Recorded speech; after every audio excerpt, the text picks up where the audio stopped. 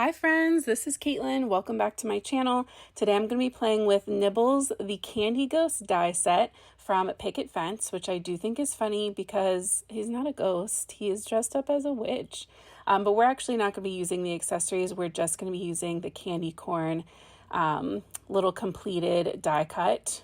And I love how this card turned out. I have played a lot over the years with making my own kind of pattern paper with stamps, so like stamping different background or smaller images all over to make my own background pattern paper, but I've never done something like this where I used a larger, more dramatic kind of die cut element to create basically a pattern paper. So I am going to start out by cutting this piece of black cardstock down to 5 1/4 by 4, and I'm also going to grab some white cardstock, and that's cut at 5 1/2 by 8 1/2. We're going to score it at the middle and have our white card base. So the white is going to be our little mat all the way around, making that tiny little white frame around our black layer. But we're not going to adhere that down yet because we're going to add all of our candy corns on first. So the first thing I did was take white cardstock and run it through, just covering pretty much the solid little candy corn shape 5 times. Then I repeated that process with the orange, and I'm just going to kind of trim off where I think kind of where the yellow band is going to start. I am not sure if this is how this was meant to be put together. It's just how I ended up putting it together, so that the orange kind of runs out under the yellow stripe and the white is just kind of left peeking out at the top. Yeah. I don't know. I didn't watch anybody else make this on any, like on if Picket Fence has a video or something. I didn't watch it. So I just kind of did my best guess.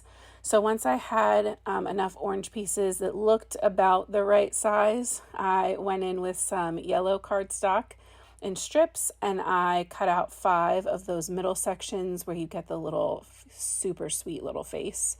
I love him so much. I guess too, if you were going to color these, you could just like color the area below the yellow. But so what I ended up doing was kind of holding the yellow where it fits side to side, and then I would just trim the extra orange away. And I went in with a black alcohol ink marker. This is an Olo. I kind of marked where like I needed to stay above, and I just colored in part of that orange cardstock black. And that way the eyes and the mouth of my little candy corn were black. So the nice thing is these aren't super fiddly because they're such kind of like chunky round pieces. They were really easy to work with. The repetition of this took a little bit of time. I will not lie about that, but it was very easy work and kind of my favorite kind of crafting to do with like a YouTube video on in the background. So I had 4 of them. I knew I was going to need at least 4. You can see I have a 5th one started up there. We're going to need him too. I'm going to realize in just a second that I do need him to join in on the fun. And I'm going to use a trick or treat die cut sentiment. And so I'm just using the die there as kind of a placeholder. And I could tell no matter how I was kind of adjusting these that I needed a 5th one. So originally I planned on shading these with my Copic markers, and so I'm going in with some cool grays. I decided to leave this in for you just so you could see what it would look like, but I ended up hating this, basically. If you love it, I'm sorry that I'm saying I hate it. I think that it could have been cute. Maybe if I think I left too much of a highlight on the edge. I think if I had started my shading right up against that outer corner, that I would have liked it a lot better. But we're not going to end up keeping this in at all.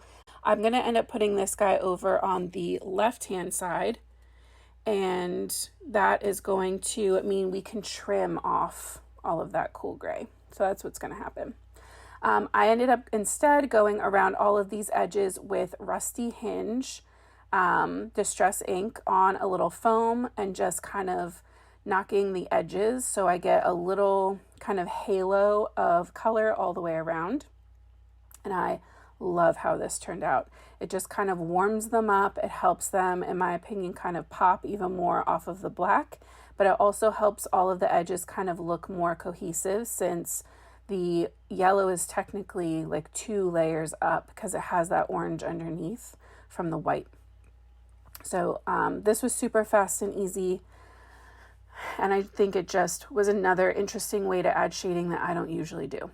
So for my sentiment, I am using this old favorite of mine. This is from Simon Says Stamp. It's a very well-loved stamp at this point, the little trick or treat. And I am going to stamp it on black cardstock. I'm going to prep my paper with my Pink and Main anti-static powder brush. Then I'm going to go in and stamp my stamp with my embossing ink pad. And then I'm going to go in with the Sherbet embossing powder, which is this beautiful orange glitter. And it smells really good. I don't know what Michelle puts in that orange embossing powder, but it smells so good. So once I got that melted, it has just this beautiful shine and this beautiful glitter texture to it. Very fun, and I love how the orange pops off of that black cardstock. I think it really works perfectly with the little candy corn. And I have the coordinating die, like I said, so I'm going to get that lined up, keep the die in place with some washi tape, and then get that run through. At this point in time, I still thought I was going to be going landscape, but we are going to end up switching this around to portrait, just because I couldn't get a layout that I loved with this landscape kind of placement.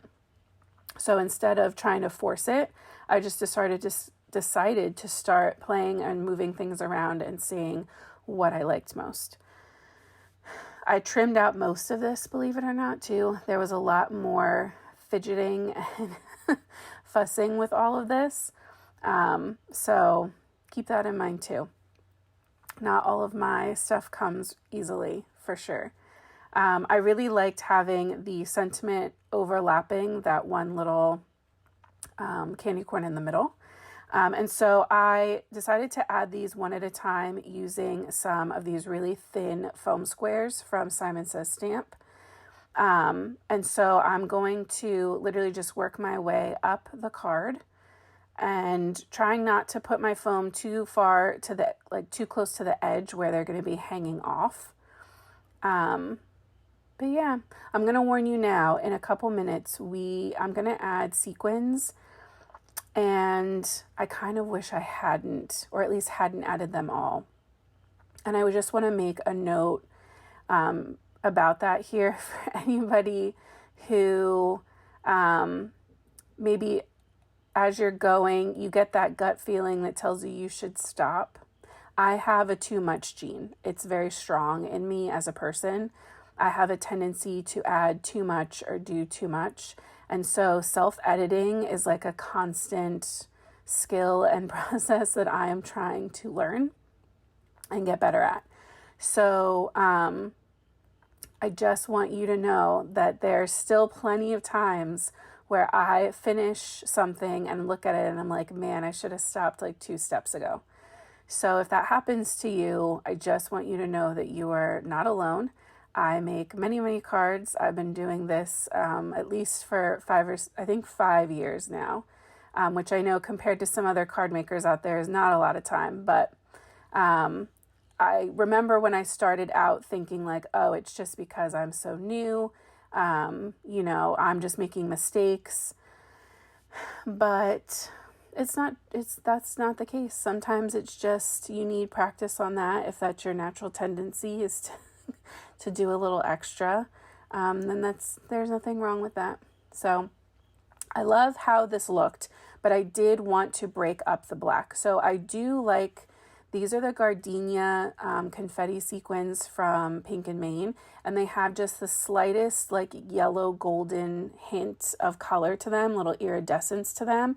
And I love how the white breaks up the black, and I wish that I had just stopped here.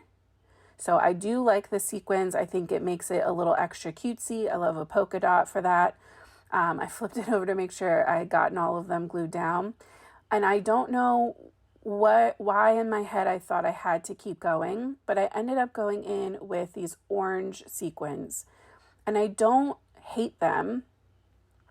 In my mind, looking at them now, they're just, is something about that orange is not the right orange. It doesn't go with the candy corn orange the way I would have wanted to.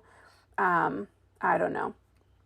I just wish I had stopped with the white, but that's okay. It's still a cute card. It's still very fun. It would still make somebody smile, I am very sure.